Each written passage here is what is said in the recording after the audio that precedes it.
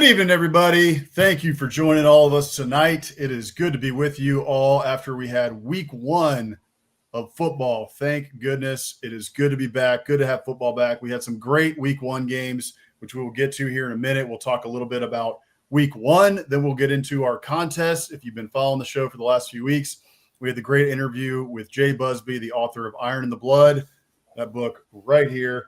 And we will be announcing our contest winner because we have a signed copy to give away of Iron in the Blood to one of you lucky listeners, lucky readers of the Morning Biscuits newsletter. And then we'll also get into our first guest picker of the year. We are going to do guest pickers throughout the season, and we're excited to have our first one of the season.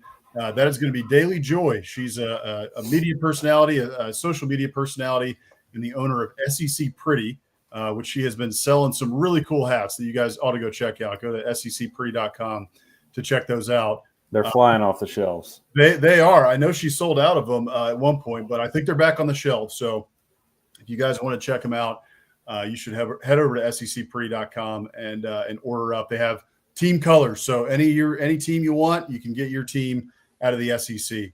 Also, as always, y'all, sign up for the Morning Biscuits newsletter, biscuitsandsec.com/newsletter. That's coming to you now. We're in our in-season cadence, which means Mondays and Fridays. That's coming to you. All the latest about what's going on in the SEC and a little bit about what's going on around college football. So we keep you updated on all the latest about the best conference in the land. So, Hammer, how you doing tonight, man? It is good to be back with football, baby. Yeah, I'm doing great. I can't wait to get into what we saw week one, talk with DAILEY about this coming weekend, week two. It feels really good to be back in season, having legitimate football to talk about. So, yeah, I can't wait. I'm ready to jump right in. Yeah, well, let's get right into it because we got a lot to get into tonight, and we want to be cognizant of time here. We are not always cognizant of time here at Biscuits and SEC Live, but tonight we are going to be we've got DAILEY joining us about halfway through the show so that we'll do all our guests. We're going to pick about 6 games tonight. We won't pick some of the games that are, no line or obvious wins for one team or the other, but the biggest games of the week we will pick, and we'll talk to DAILEY a little bit about LSU as well. But a big rival of the LSU Tigers is the Alabama Crimson Tide. And we can get right into week one storylines. And probably the biggest one out of week one is, are the Alabama Blues here to stay? Is the Dynasty dead? What is going on in Tuscaloosa? And what were your thoughts coming out of the Alabama FSU game? Because FSU kind of drubbed them. It was pretty bad.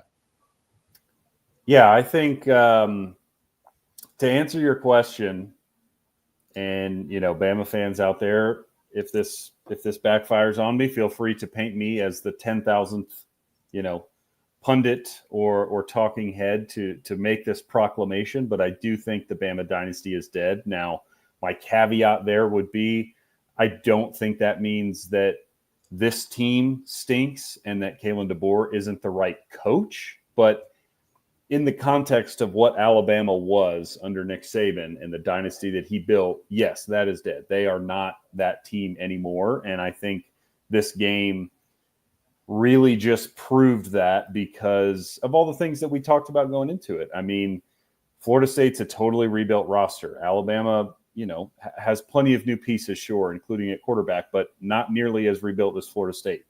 Their coaching staff and coordinators return, although Grubb wasn't returning, but essentially returning given his familiarity with DeBoer.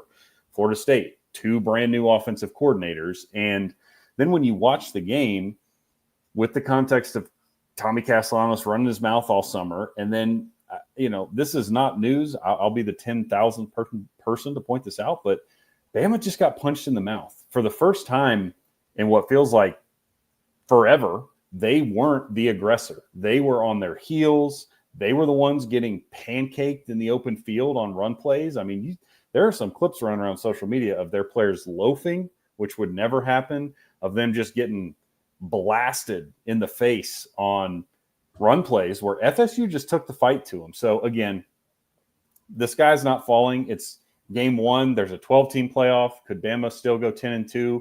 Sure, they could. Absolutely. So, I'm not willing to say that this team is dead or the staff is dead, but the dynasty, the mystique that was built around Alabama, I do think is gone. I agree. I don't think you have the Alabama mystique walking off the bus anymore. The big thing about Alabama was you would look across in pregame warmups and see all the guys, even teams in the SEC, looking across and seeing, oh my gosh, those guys are massive. Those guys are fast. Like, they are going to absolutely smoke us. And we know how disciplined they are. They are not going to beat themselves. We are going to have to do everything perfect in this game in order to beat this team. And now it doesn't seem like that at all. I mean, we're 9-5 in the DeBoer era, 5-5 in their last 10, 4 losses to unranked teams. Nick Saban only had 4. Everybody's been beating this drum all week, but it's worth mentioning again. Saban only had 4 losses like that his entire career at Alabama, and we've already got 4 here in the DeBoer era. So, yeah, I'm with you. That's our friend Jake Thomas of Bama After Dark. You guys go check him out on the After Dark Network. And he let us in tonight. So thank you, Jake, for doing that. And I need to go back and watch your episode. I wasn't able to do it, but I definitely will. But yeah, I mean, look, I picked yeah, there you go. Yeah, it's a great point. So I picked Ty Simpson to be my player of the year in the SEC, and I picked Kalen DeBoer to be my coach of the year. I don't know if that's dead yet. In fact, if they go on a run and go 10-2 like I thought they would, he very well may be the coach of the year in Ty Simpson. But I put this graphic out on social media. Yeah. Because, I think the dynasty is dead. I really do. I don't think the mystique is there anymore. I think that now everybody is like, we can run with these guys. It doesn't matter. We can beat them. And especially Thomas Castellanos running his mouth all summer. I mean, every time he got in front of the microphone, he was talking smoke and talking trash about Alabama. And the Alabama teams of old, they would have been planting him in the ground for 4 quarters. And it would have been an old school, battle, like a Bear Bryant days. Just, remember the Titans, guys flying through the air. That is not the case anymore. So I'm really worried about Alabama and where they're at right now, especially the rhetoric around it. Kalen DeBoer looks discombobulated in press conferences. He looks nervous. I'm really worried about it. I don't know what else to say about it. I'm surprised at what I saw in week 1 out of Alabama. Yeah, I mean, I picked Alabama to win the SEC myself. So both you and I were big-time believers in this staff. And as we've both said, again, I think there's a difference between the season being dead and the dynasty being dead. And, I think we're in agreement there that, yes, the dynasty, the mystique, what they were is no longer. But there's plenty of time to salvage this season. There's plenty of talent on that roster. I do think the staff is good. I'm very surprised with how that went down. We talked a little bit about it. It's very difficult to prepare for a team like Florida State in week 1 because they did have so much new faces, both, brand new coordinators on both sides of the ball, a ton of transfers. However, the offensive coordinator was Gus Malzahn. He's been calling offense in college football for 15, 20 years now. Like, what he wants to do. It's not a mystery, and you couldn't stop it. And then, on defense, on offense for Alabama, defense for FSU. I mean, Tony White, similarly, like, he's not a first-time coordinator. They hired him from Nebraska. You could go back and see what he liked to do there, A. But then B, man, even with a new coordinator, again, like, where was Bama's offensive line? They were getting punched in the mouth. Caden Proctor, 3rd-year, 5-star player, first-round projections from a lot of people, did not look good. I just don't know what exactly is going on, which is what you said makes me very worried. They can fix it, but there's just some things that you don't see from Alabama or you haven't seen. And honestly, you didn't even really see it last year. Now, I know there was a lot of inconsistency last year, and that was unusual, not something you saw under Nick Saban. But if you look back at those games, man, in particular, with the exception of the Tennessee game, so there are 2 losses last year, and excluding the bowl game, against Vanderbilt and against Oklahoma, I'm not going to take credit away from Vandy and Oklahoma, but Bama kind of beat themselves. They turned the ball over a ton. They, and that didn't happen in this game. Bama won the turnover battle and still couldn't do it. They just line up, 11 on 11 flat out, couldn't get it done, which is what worries me. So, yeah, we'll see what they do in week 2. It's they've got a breather with UL Monroe. I know that there could be some Vietnam era flashbacks to 2007 with UL Monroe, but I don't foresee that happening. I just it was very jarring to see how that team looked and how FSU was able to beat them. Because as we said forever under the Saban dynasty, it's like, man, if you're going to beat them, it takes a perfect game and it takes Bama mistakes. Because if you make a mistake, they will capitalize, they will pounce, and they will bury you. And FSU muffs that punt, and it's just like, oh, well, we can't do anything. Our offense, we can't move the ball, so this this doesn't matter. It's like you think, oh, here they go. They get the muff punt. They're at midfield. They're going to punch it in, and they're going to sneak out of here. And just like, nope, couldn't do it. Had nothing going. Ty Simpson, happy feet. Offensive line can't block anybody. The run game disappears again. It just discombobulated. That's exactly. And the last thing I'll say about it before we move on, because we got to run through these week 1 storylines here. That was the biggest concern to me. You mentioned it in your intro here, the lollygagging. I saw a bunch of the lollygagging. It just seems like kids really aren't bought in. And you also in the Saban era, like you mentioned, even if Alabama was down, say they were down by 14 or 20, even in the first half, you always are like, they're coming. Like we got to withstand whatever is coming, because Alabama is going to pounce on a mistake that we make, or offensively they're going to get it going and they could still win this game. And you would feel that way even if Bama was down by 10 midway through the third quarter or going into the fourth quarter. You're like, Bama's coming. I don't know if we have that anymore. I don't know if we have that with this team. Maybe I saw somewhere that Ryan Williams deleted his Twitch stream. So maybe the players in the locker room are finally gathering around and being like, enough of the noise, enough of the distractions, enough of the BS. Like, it's time to lock in. And I saw Jeremy Bernard talk a little bit about that as well in his press availability. So we'll see where it goes from here. But a very, very bad and disappointing open to the season for Alabama. But a team that didn't have a disappointing open was the Tennessee Volunteers. I was a little bit surprised. Frankly, I picked Syracuse to cover. I thought Tennessee would win this game, but just with everything new with Tennessee, so many new faces. We got new faces at running back, at wide receiver. We have a new quarterback who's not Nico Yamalieva in there, and a quarterback who really only had fall camp to really get acclimated. He was a midway through transfer. So I was just surprised and very impressed, frankly, with what I saw out of Tennessee and Joey Aguilar.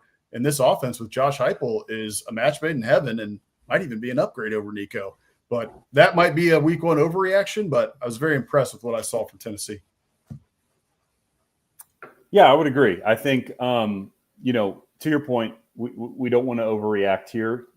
Just last year, now Tennessee proved to be very good last year and made the college football playoff, but they pounded, who was it, NC State in week 2. So this is something we've seen before where Tennessee just pounds an ACC team. And then, last year at least, I think they hung 55 on NC State, and then their offense struggled in a lot of big games. But I would agree. I would say the signs were encouraging. I think at least the one thing that we're going to get out of Joey Aguilar that we didn't see last year from Nico was pushing the ball downfield. He clearly isn't afraid to take shots. He's got the arm to take shots, and Nico does as well. I'm not saying he doesn't have a good arm, but for whatever reason, again, we talked about this all last year, and I don't know if it was the training wheels Josh Heupel was putting on him or his, indecisiveness and just was unwilling to take shots and take risks. I don't know, but Aguilar's clearly willing to do so.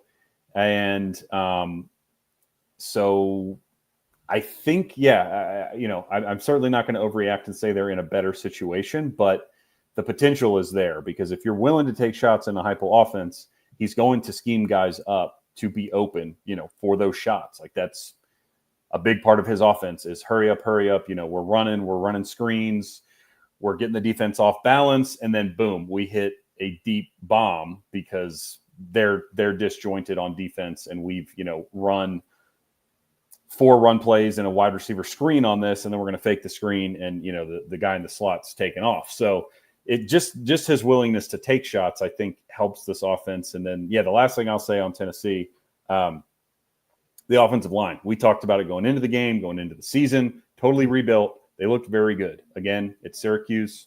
I don't know what their defensive line is going to prove to be over time, but for an entire new cast of characters, they looked very much on the same page. They looked like they knew what they were doing, which is a good sign moving forward for the Vols. Yeah, I'm with you. And one thing that we talked about in the preseason was how the schedule sets up for Tennessee. And you've got Syracuse, you get a win right there. You got East Tennessee coming up next week. Then you got Georgia. That one's obviously going to be a real tough one there early in the season in week 3. But after that, I mean, you're looking at, if you can beat Arkansas, if you likely can go to Mississippi State, you should get a win there. You're looking at 5-1 heading into the Alabama game. And after week 1, looking at Alabama, you're like, that's a very winnable game, even in Tuscaloosa.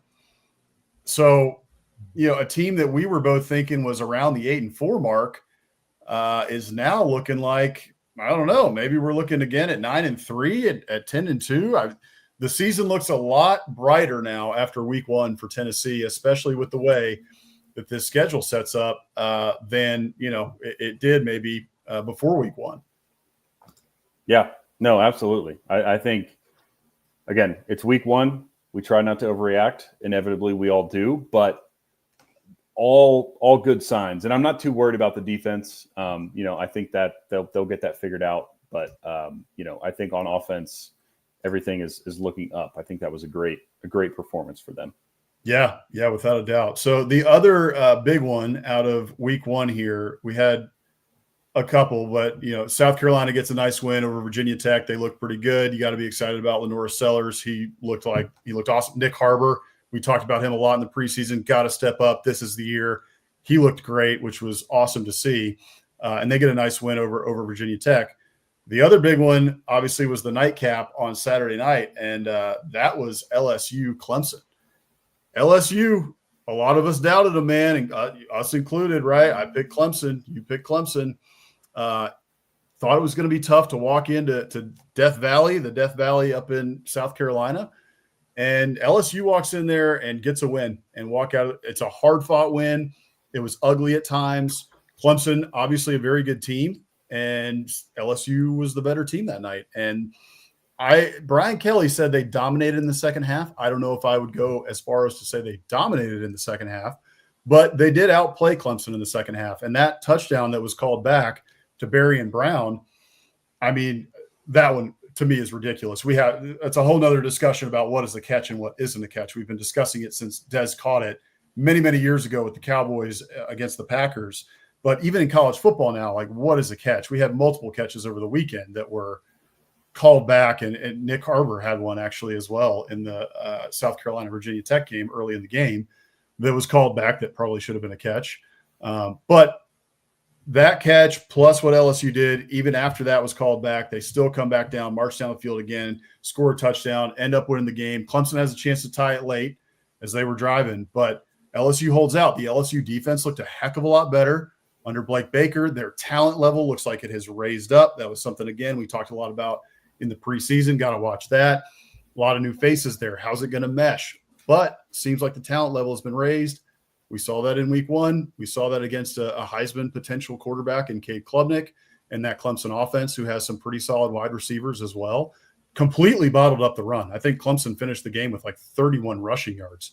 So really impressive win for LSU. And you got to be thinking this LSU team is very, very dangerous in the SEC. Yet again, looking across at Alabama, if Alabama is not the Alabama of old, the SEC, we thought it was wide open in the preseason.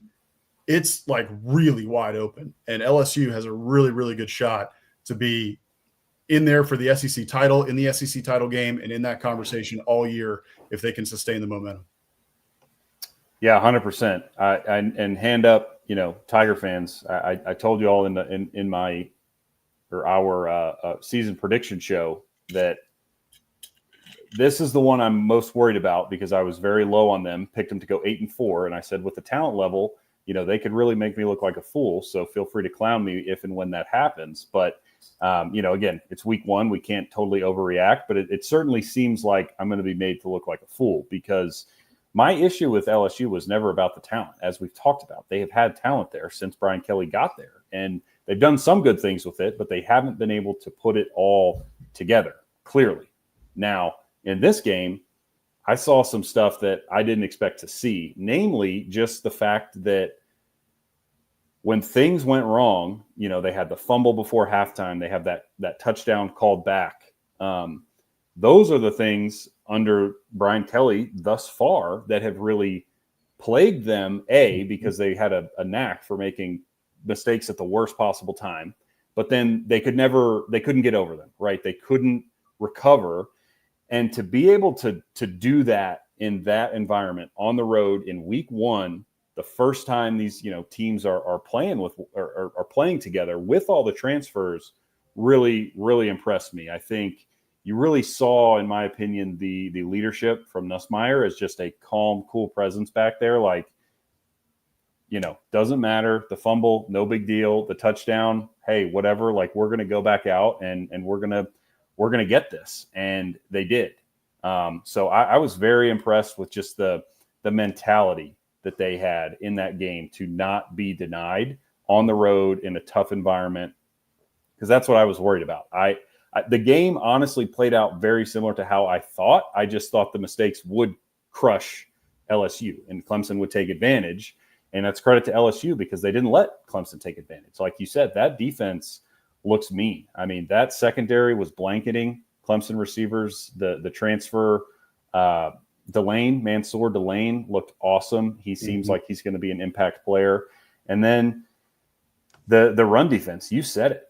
They held Clemson to 31 yards. I mean, LSU dominated time of possession, 37-22, because on the flip side, another thing that worried me about LSU was their inability to run the ball. And they only averaged 3.5 yards a carry, but they got over 100 yards. And in a game like that, that's really all you can expect. I mean, let's be real. If you can run for 3.5 yards a carry and over 100 yards against Clemson, then most of the teams on your schedule, you are going to be able to run for 4.5, 5 yards a carry and, close to 150 to 200, because Clemson's got a really good run defense, a really good front seven. And that is a very encouraging sign, because they, were ready for the moment and they stuck with the run. They ran it 31 times and passed it 39, which is a much better split than they were having last year. So, yeah, credit to LSU on really all fronts to get that one done. Yeah, absolutely. Awesome win. They get to claim the real Death Valley now and have everything in front of them. And that's a big win, especially even early in the year, right? First of all, Brian Kelly gets the monkey off his back. But second of all, getting a win like that early, especially against a team like Clemson, a top 10 opponent, someone who's going to be in the college football playoff conversation all year. Now you have a really, really nice win on your resume that should be able to carry you forward and sustain the momentum. Everything's in front of you in the SEC.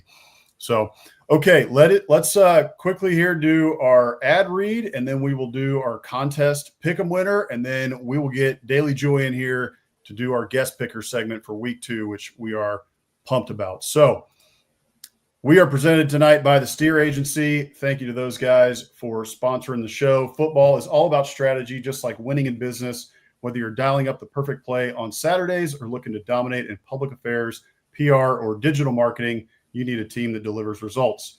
That's where the Steer Agency comes in. They craft winning strategies that get you seen, heard, and ahead of the competition. Don't just play the game, control it. Visit thesteeragency.com today and take your brand to the next level. So, all right, Hammer, we've been talking about this for a couple weeks now. We had Jay Busbee on, who is the senior writer for Yahoo Sports, and he wrote this book right here, Iron in the Blood, all about the Alabama-Auburn rivalry, the Iron Bowl. We had a great conversation with him. You can check that out on our YouTube channel. So just to remind you guys, this was the contest. Follow us on Twitter, Instagram, sign up for our newsletter, the Morning Biscuits newsletter. And many of you did that. So thank you guys for following us. Thank you guys for signing up. And Hammer, I will let you take it away here to announce our winner and pick it out of the hat so that we can get that done. Yeah, so I'm sure there are ways to do this, electronically with you put a bunch of names into a system and they do it, but we're kind of old school here. So I got my mini A&M helmet.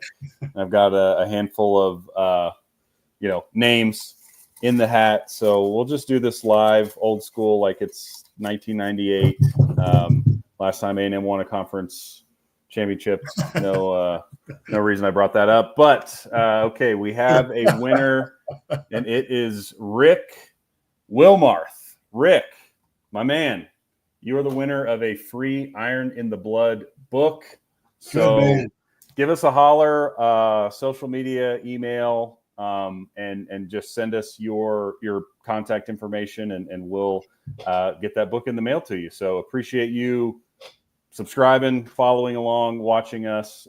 You're always in the chat, and so we're pumped that you were the winner. That's a great honor for you, and we're happy to be sending the book to a Tide fan as well. I think it's only fitting that an Alabama fan gets the Iron in the Blood book. No doubt. And Rick, you can skip the Auburn chapters if you want to, but we recommend reading them. There's still some good tidbits in there. This one right here is yours, Rick, signed, if you can see it right there, by Jay Busbee. So we'll get that into the mail to you, Rick. Send us a DM and give us your email and your address, and we will get that in the mail to you shortly. So, all right, there he is. Yep, you got it, Rick. Okay.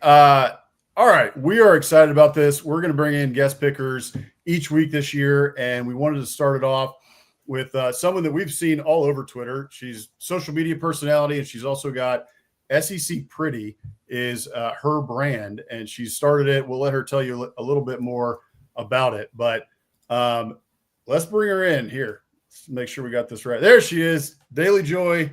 How are you doing? Good to see you. Excited. Hi, guys. Thanks for having me. I'm so excited to be here. Yeah, you bet. So first of all, before we get into the picks here, tell us a little bit about yourself, but also about SEC Pretty, how that came about and what the brand's all about.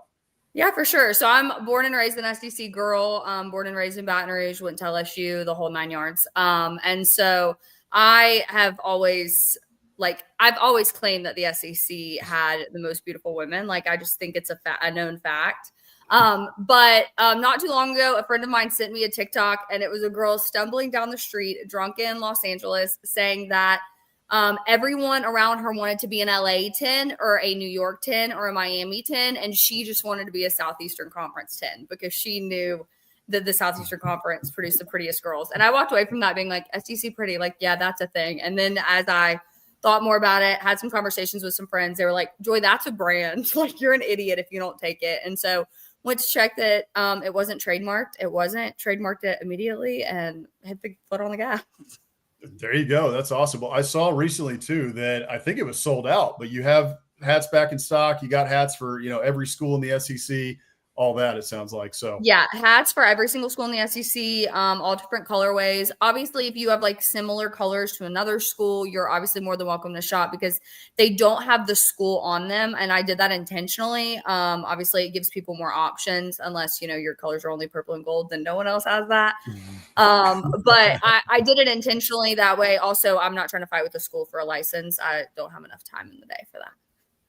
Yeah, for sure. I have done a little bit of work with friends about trying to get licensing rights from different schools, and that can be a nightmare, especially with as big as some of our schools are. LSU's a big school. We're Aggies. A&M's a big school, and I know the bureaucracy at those places can be ridiculous. So, all right, well, let's get right in. First of all, I got this here. So secpretty.com. You guys can check that out there at SEC Pretty, the brand, on Instagram. Be sure to go check that out. Go buy a hat from Daily Joy there. So, all right, we've got a lot of big games to pick this week, so we're excited. We're going to pick 6 games. Every week we'll pick 6 games. We'll pick the 6 best games of the week in the SEC. Obviously, this week there's going to be some out of conference because we're not yet into conference play. But let's start out here. We got an interesting one with Oklahoma and Michigan, and I'm curious what your thoughts are here. We saw John Mateer. He had a great first game, looked pretty good. The Oklahoma offensive line still a little bit shaky. A couple of questions there. Michigan, Bryce Underwood looked pretty good as well in his first game. So first of all, we're going to set these games up. We pick our games on SEC After Dark on Thursday night. So we'll see you guys tomorrow night for our picks, but we'll set up our guests and then we'll let them make their picks, and then we'll keep a running tally throughout the year about who's doing the best. So, Daily, what are you looking at here with Oklahoma versus Michigan? I'm like really intrigued to see if John Mateer is what everyone's claiming John Mateer is. Like, this is my motto always. If you play a sissy school in week 1, I am not impressed by you. I just will not be impressed. I'm so sorry. There's just nothing else for me to say about that. Like, I need you to play a worthy opponent before I think you're worthy of any kind of praise. And so I want to see if he's the real deal. Oklahoma fans are talking a lot about him, and I would just like to remind them that, like, in recent years, they haven't had great examples. So if that's what they're going off of, they're going to be struggling, especially down the home stretch. I like Michigan in this game. I like Bryce Underwood. I watched him obviously incessantly, probably more than the average SEC fan, because we thought we were getting him. So we watched him all through high school. I've watched him for many years now, know what he's capable of. Obviously watched his first game again against a sissy school. So you're not getting any worthy praise from me. However, just the pure talent that's on that side of the ball, the raw talent that you see from Bryce Underwood, I think their offensive line is better than Oklahoma's. And if I stand by the fact that I think games are won and lost in the trenches, I give the edge to Michigan. Okay, I respect that. I can see that. I'm with you on the, like, take it with a grain of salt, right? If you play UTSA, not naming names as to who did that, but if you play somebody like that, if you play a school in the G5 or what have you to start out the season, not a whole lot you can take from it. You just want to get off on the right foot. As long as you win in a blowout, okay, fine, move on to the next one. But I could see it. And Bryce Underwood, man, he was spinning it. I'm sorry he's not at LSU. I'm not, if I'm being honest. Sure. I think if you watch the game on Saturday, I'm sitting here going, okay, I'm counting 5 players off the top of my head that we were able to pay because we didn't have to pay an asinine amount for an 18-year-old high school student. So I wish Bryce Underwood the best. I think his story, if he's successful at Michigan, will be great. The hometown guy chose to stick around. Everyone will somehow forget that it was for the whopping amount of money that it was, and will pretend like it's a wholesome Hallmark story. But I do wish him the best. I'm not someone that like wishes ill on 18-year-old kids that make enough money to change their lives. So he did what he needed to do for himself and his family, and I hope he's successful at Michigan. Definitely. I'm with you there. So, all right, Hammer, set us up on this next one. We got Ole Miss going to Kentucky in a big revenge game. That's right. Yeah, and good for you, because if somebody tried to hand me that check that Larry Ellison and Michigan were offering, how do you say no to that? So that's a healthy attitude to have about it. But yeah, we actually do have an SEC game here this week, right? So we've got Ole Miss traveling to Kentucky. Ole Miss is 9.5-point favorites, it looks like. Big revenge factor here. You talked about sissy opponents in week 1. Both of these schools definitely played them, so I don't really know what to expect. Although Kentucky looked a little bit worse. Granted, Toledo is okay in the G6 now, I guess. So they have at least a little bit more of a pulse. But anyway, what are your thoughts here with Zach Calzada, Austin Simmons, Ole Miss going on the road? Who do you like in the first SEC game of the year? Yeah, I like Ole Miss here. I think if in a game like this where we don't know a whole lot about each individual team, we still do know a lot about these coaches. I'm going to give the edge to Lane Kiffin any day of the week over Stoops. Lane Kiffin actually, I think, likes his job and wants to keep it. Stoops, I'm still not sure if he knows where he's coaching or what sport he's coaching. But I just, you have to go with Lane. You have to go with Ole Miss.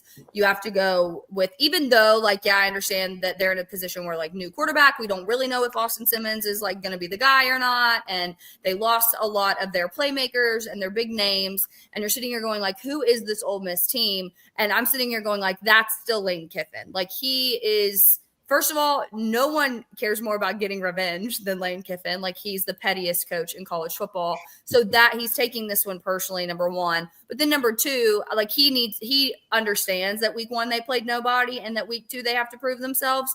And getting an SEC win this early on in the season is such an additional notch in your belt. It's something you can kind of put to the back of your mind and be oh, we still have that one from the beginning of the season. And hopefully that one looks good moving forward. Now, it is Kentucky, so take that with what it is.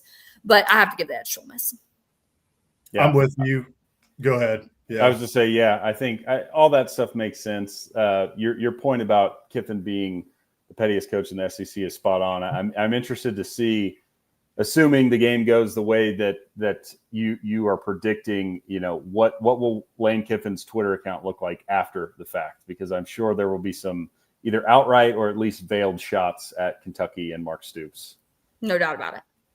Former A&M coach Mark Stoops. Yeah, right. A&M legend. A little harsh on A&M legend Mark Stoops. Well, like you said, does he know where he's coaching? Because he tried to leave, and then it blew up in his face and our faces.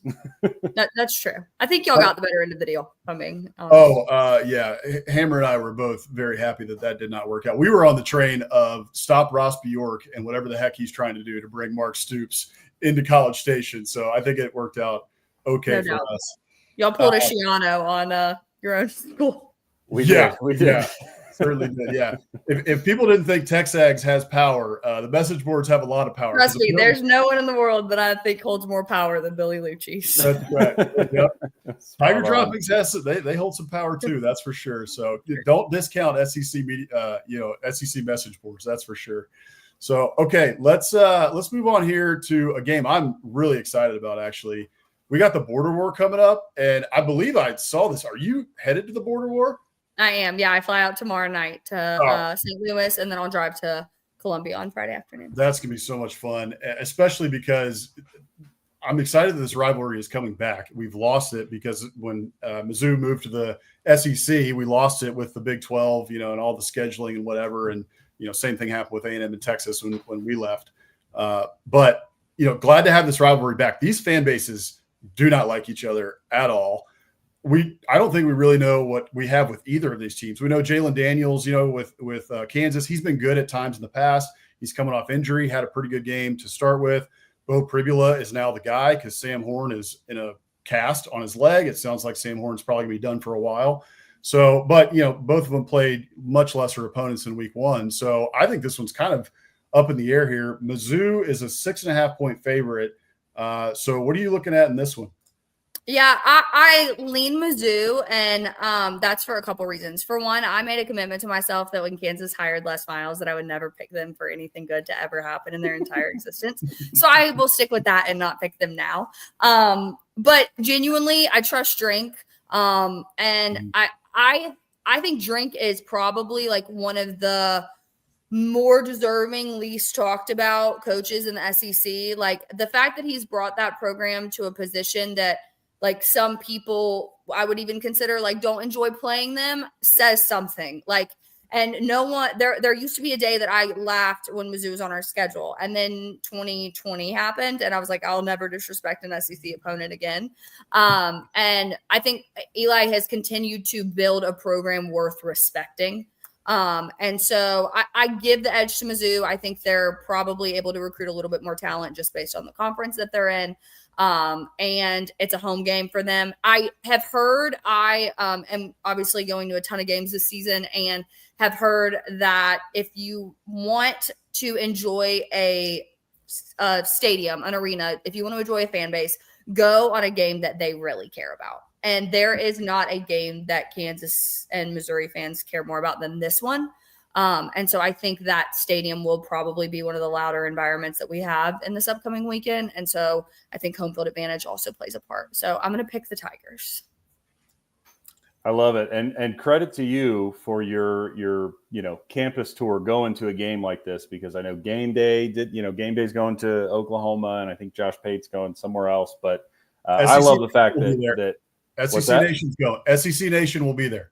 Well, good. Yeah, because this game deserves its flowers. So credit to you for picking a traditional rivalry. And I think that's a great point about, just go to a game that the fan base cares about, not some random, G5 opponent type of thing. So, exactly.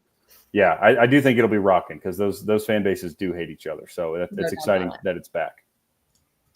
Okay. Hammer, next one, we got Vandy going to Virginia Tech, Lane Stadium. That's going to be a real fun one. So set us up here. Yeah, that will be a fun one.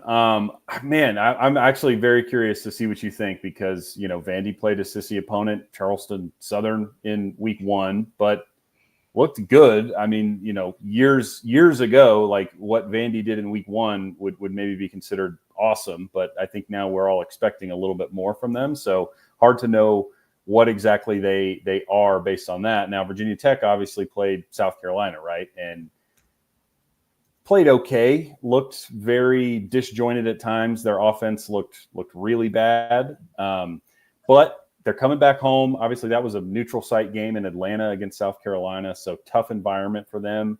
Back in Blacksburg, and Brent Pry needs this. So does a desperate, Virginia Tech team make some noise here, or is Vandy actually, going to back up what they did last year and go beat a team that I think they're probably better than?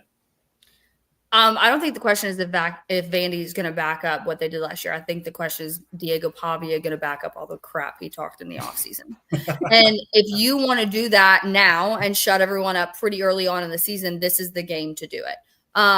The things that I think Virginia Tech really struggled with, their offensive line felt like it was really struggling versus South Carolina. And I think Vandy's defensive front is significantly weaker. So I'll be intrigued to see if Virginia Tech's offensive line can get some things going in this game that they were not able to do against South Carolina. I mean, based on what I heard and saw, that was basically a home game for South Carolina. Like, the Gamecocks believe that they're going to make the college football playoff this year. They have very high expectations, and they packed that place out.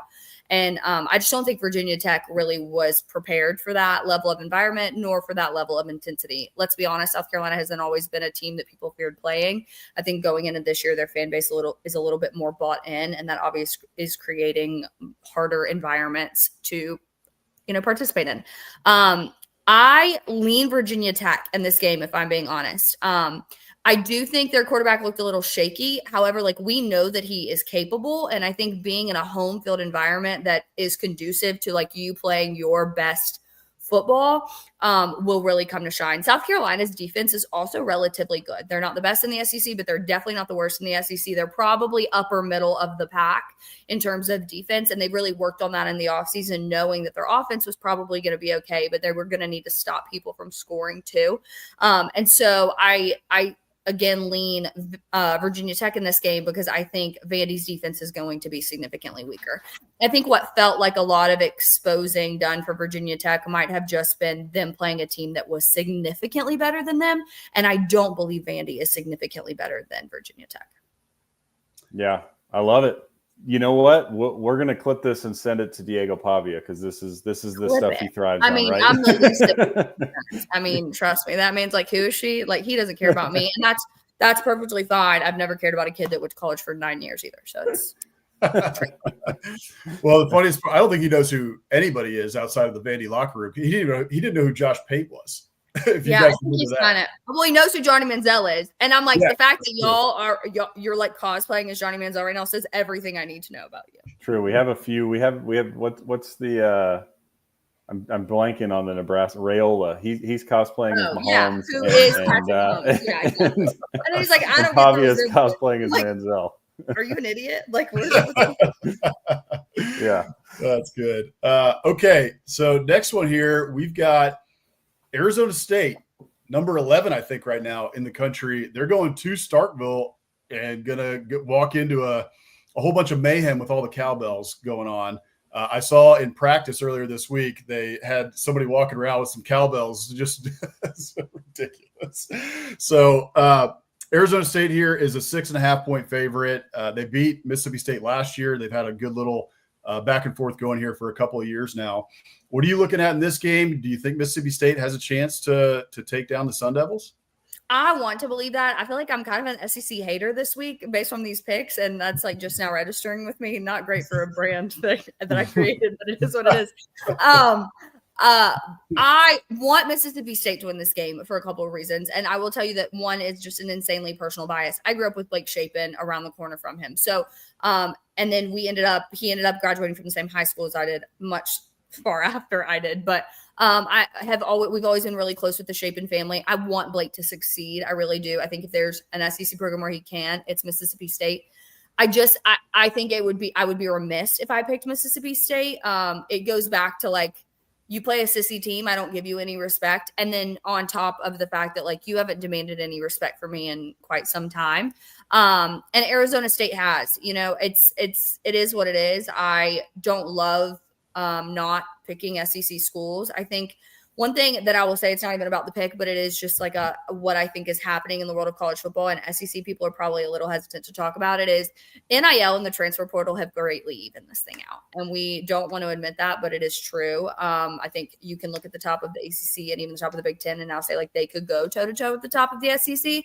And that's obviously has not always been the case. And so this game really feels like that to me. Whereas like you want to pick the SEC because you think that they're the bigger and the badder, but Arizona State has played significantly better football now over years. And I think it would be ignorant at best and just stupid at worst to invest any kind of emotion into Mississippi State winning this game.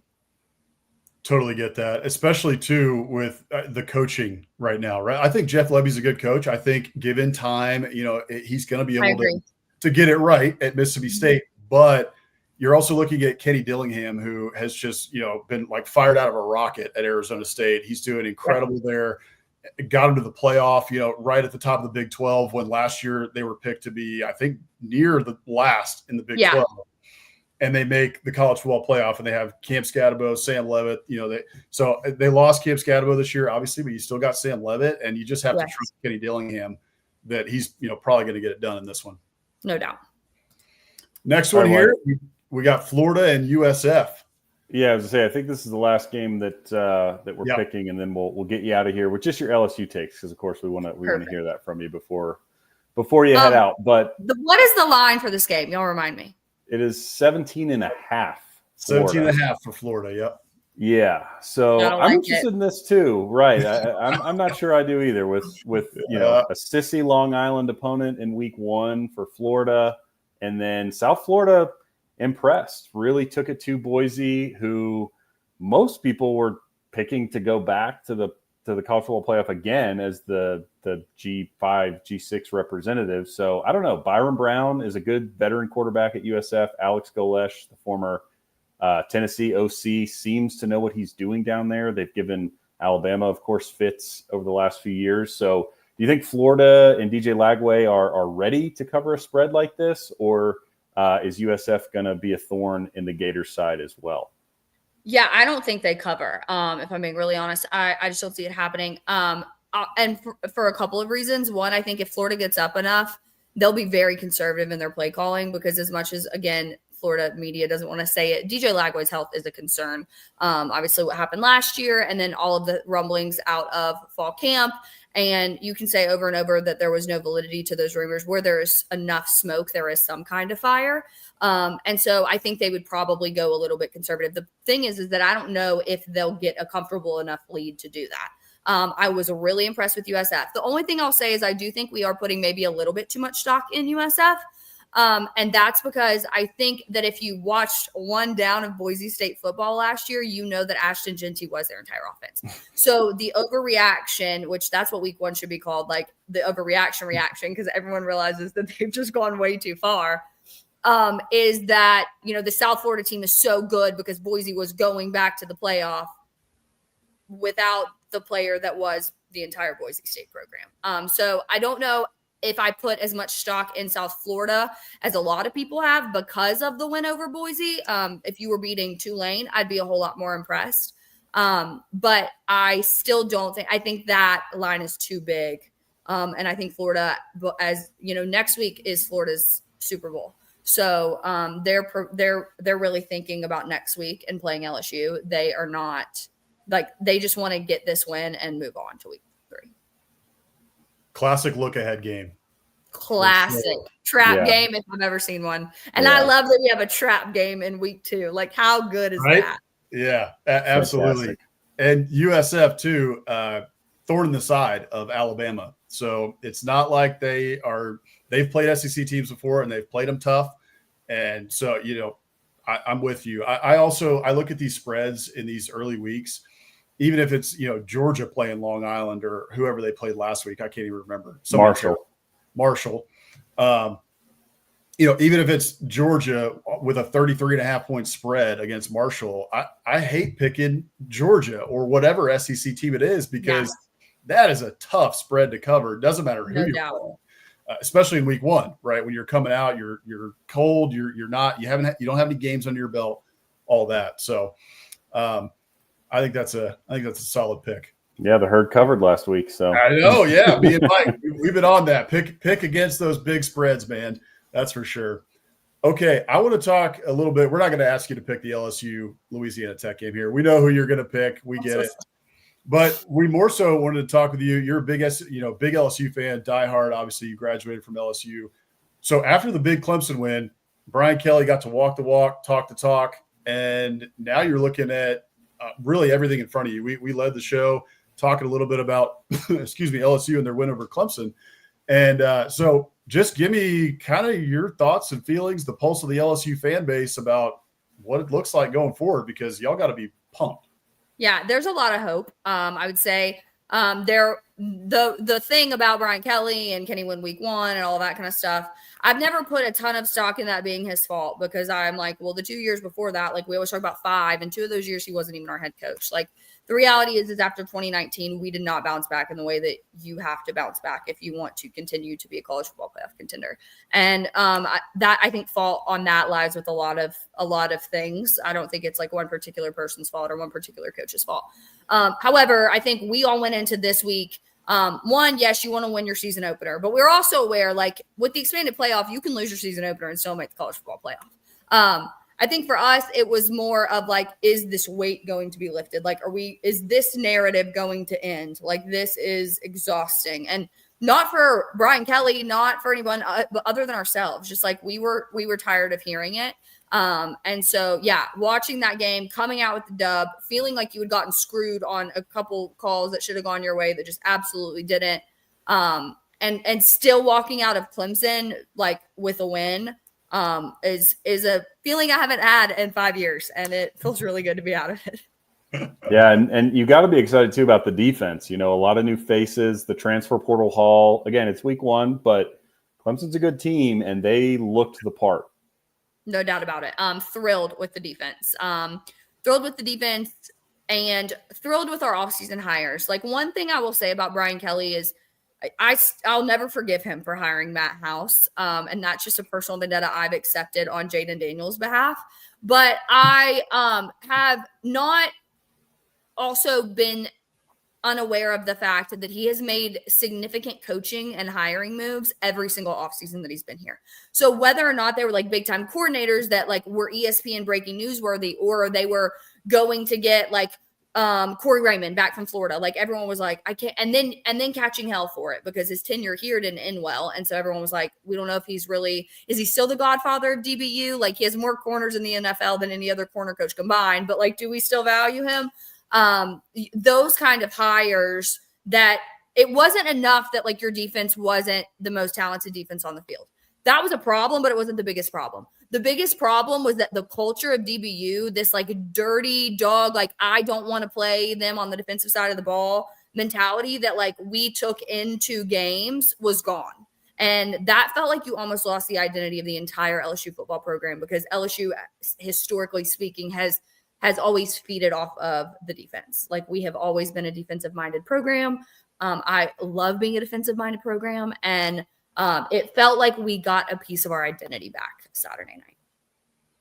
That makes sense. It was always the run game. LSU's going to run it down your throat, and they're just going to suffocate you on defense. And for probably half a decade, maybe 6 or so years, it felt like you're probably going to be able to stop the run against LSU, and their defense really doesn't scare you. I mean, we led the show talking about Alabama. Is the dynasty dead?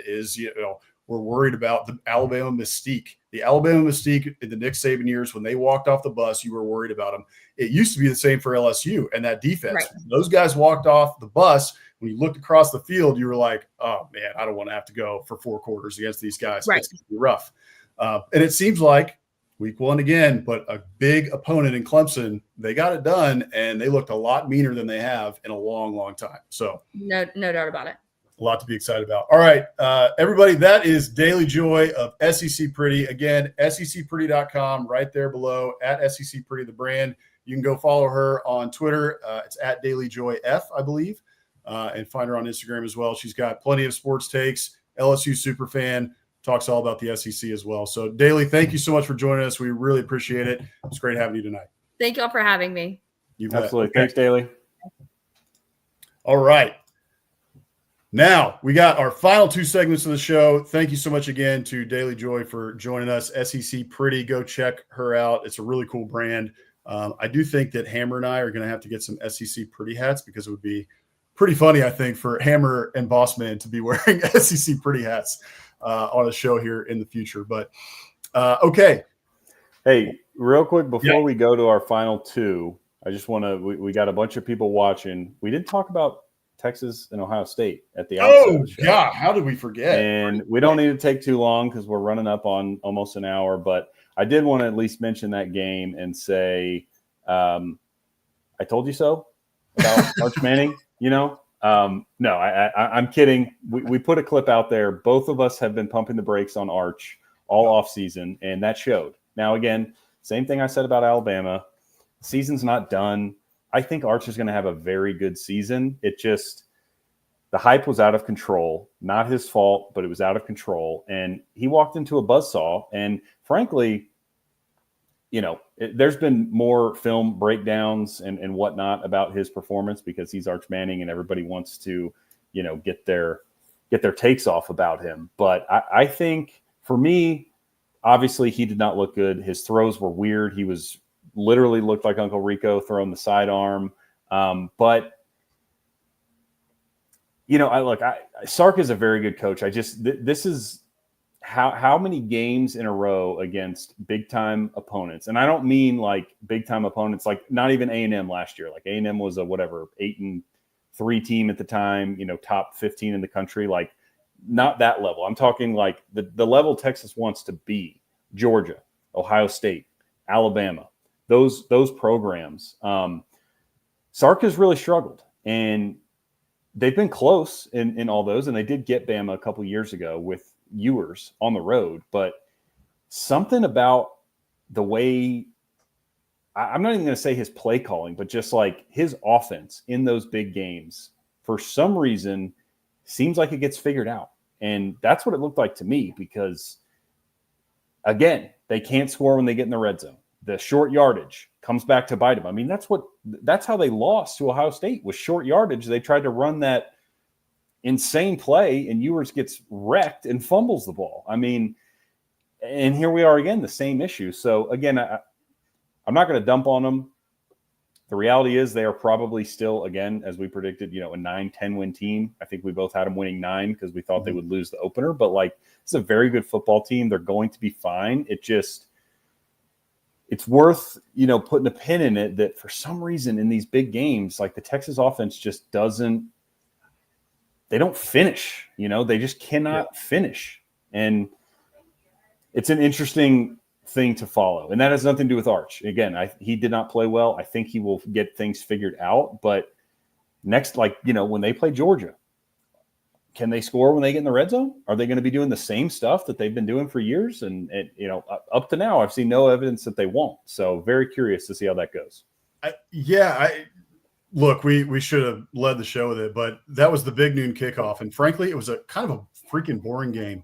Until midway through the fourth quarter, pretty daggum boring. And it feels like it was 2 years ago because it was the big noon kickoff and so long ago.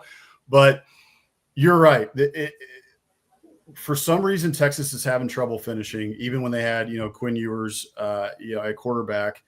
It's bizarre to me because Sark was known for just punishing people when they got to the red zone when he was at Alabama. I mean, when he was at Alabama, he was scheming it up.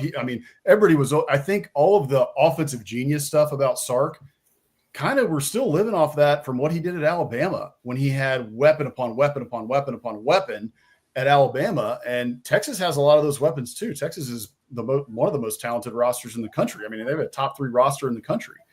But to me, I don't know if I've seen that creativity from Sark or maybe just defenses are catching up to some degree.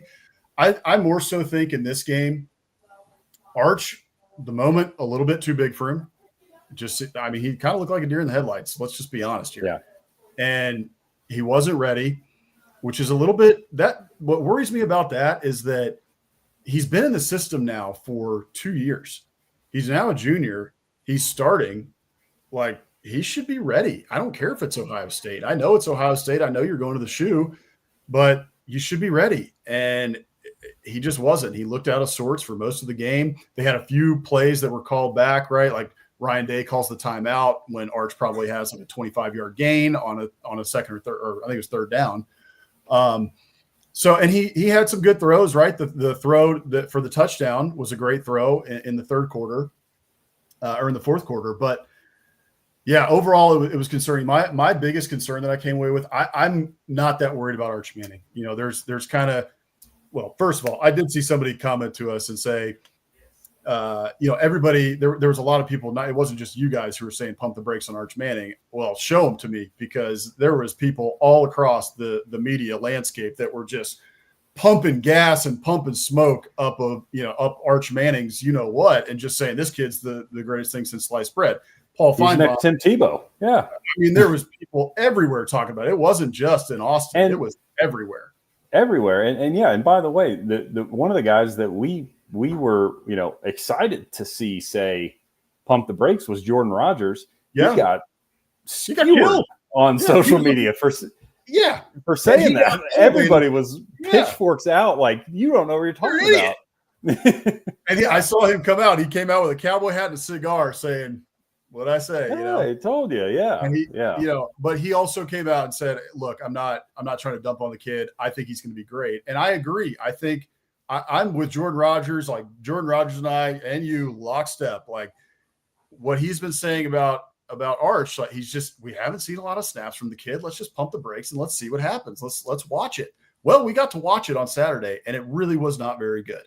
And it was Ohio State. I get it. It's a very good defense. Matt Patricia called an awesome game, just had an awesome game plan ready to go for him. I still think Arch Manning is going to be a good quarterback. We don't need to overreact and freak out about it. Again, it was Ohio State. They didn't play UTSA. They didn't play Sam Houston State.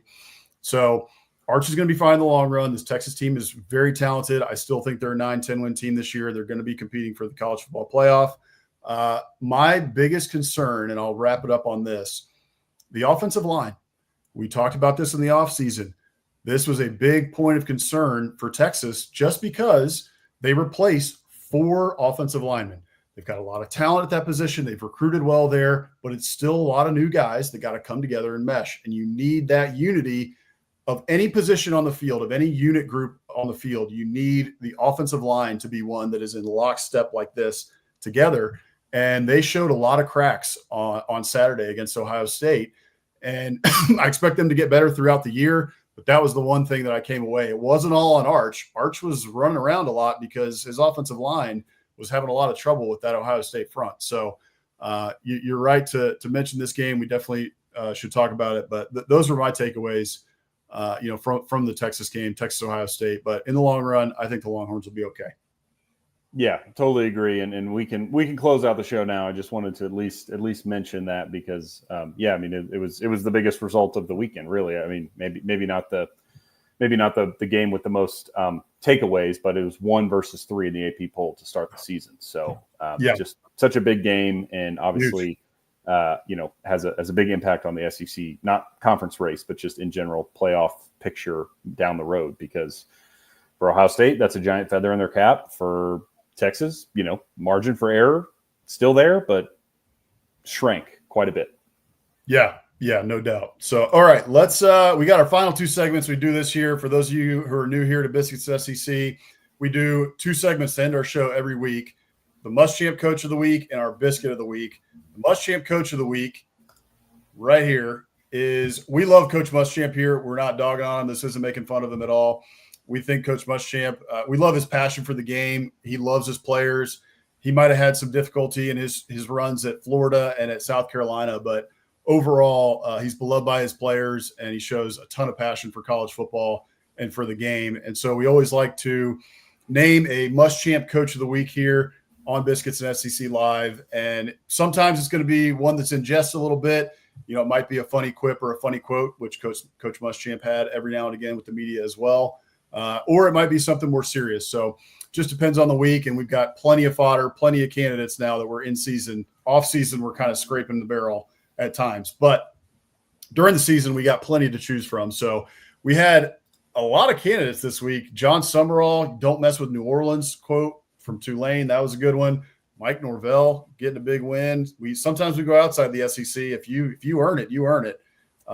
Mike Norvell was in there as well. Frank Beamer for his pregame with Shane Beamer. Shane Beamer getting the win over Virginia Tech. And then also Gus Malzahn, the old Gus bus. We thought about him as well. He was a nominee. Felt like old times. Felt like old times. So the Gus bus, he got nominated as well, but didn't win. So our winner this week was Coach Brian Kelly. Shout out Daily Joy, LSU fan, for picking tonight. And we have named Brian Kelly as our must-champ coach of the week here. So here is the clip of Brian Kelly, who had a little retort to Dabo Swinney, because Dabo Swinney said that he would give a grade on the game. He'd give Clemson a 50-something, and he gave LSU something like a 60-something. So he said we both kind of sucked, and Brian Kelly didn't really appreciate that. So here was his quote. We dominated him in the second half.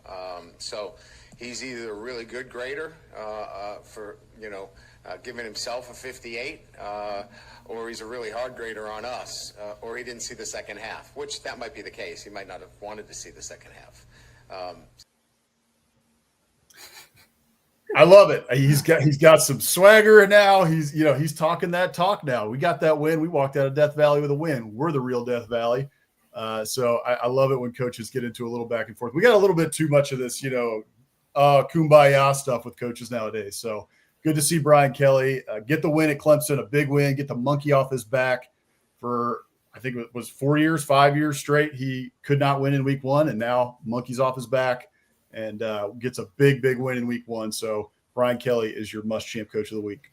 Yep, well-deserved. Big win for LSU, and you said it. I think he's got his swagger back. There's that meme everybody likes to use, that kid kind of dancing. He goes, "Oh, I got my swagger back." Brian Kelly right now. For 3 years now, we've seen his post-game and weekly press conferences after week one be terrible. He's pounded the table. He's screaming. He's saying, we're doing the same stuff over and over again. And he wins this year, and he's happy, and he's got no problem firing a shot across the bow of Dabo, just like, he probably didn't see the second half. I don't know if I fully agree with him that it was a dominating performance in the second half. LSU, I think, outplayed Clemson for sure, but I don't know about domination station. But anyway, right. It's all relative, Yeah, right.